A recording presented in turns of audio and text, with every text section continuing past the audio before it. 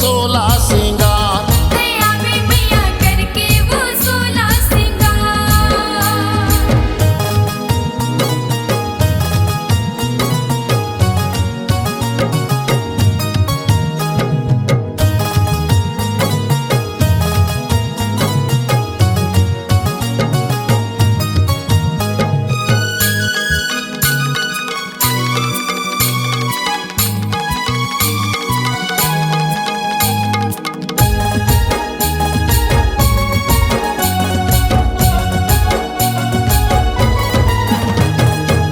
लाली मंदार लाली चुनरी चढ़ा के तोर चरण माँ ध्यान लगा के।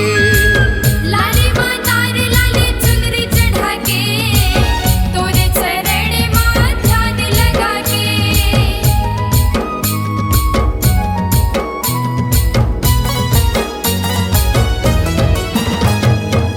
लाली मंदार लाली चुनरी चढ़ा के तोर चरण माँ ध्यान लगा के।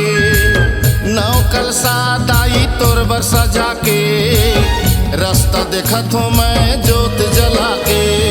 लाली लाली चुनरी तोला चढ़ाओ तोरे चरण माँ जिंदगी बिताओ।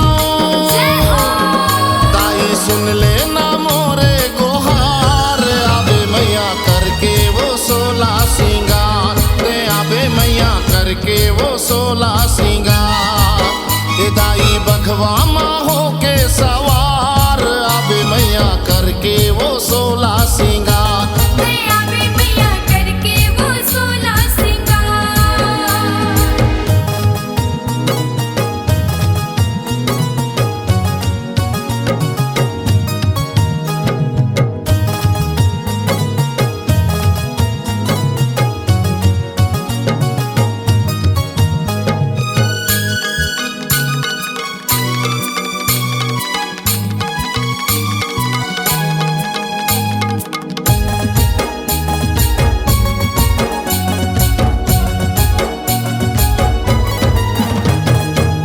सोलह सिंगार दाई तो हिला सोहे तोरे भुवन मैया मनला मोहे।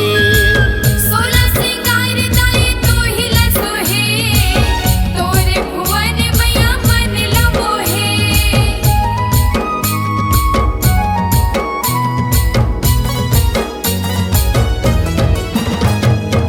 16 सिंगार दाई तो हिला सोहे तोरे भुवन मैया मनला मोहे।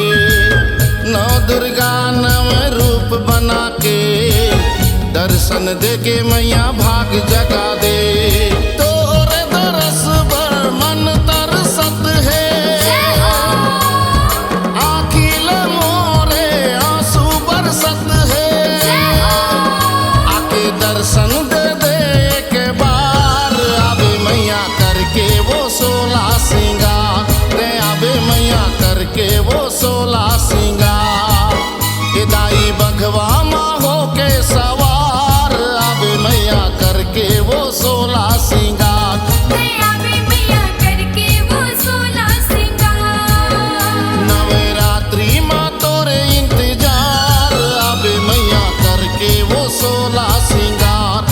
आवे मैया करके वो 16 सिंगार। दाई बघवा माँ हो के सवार आवे मैया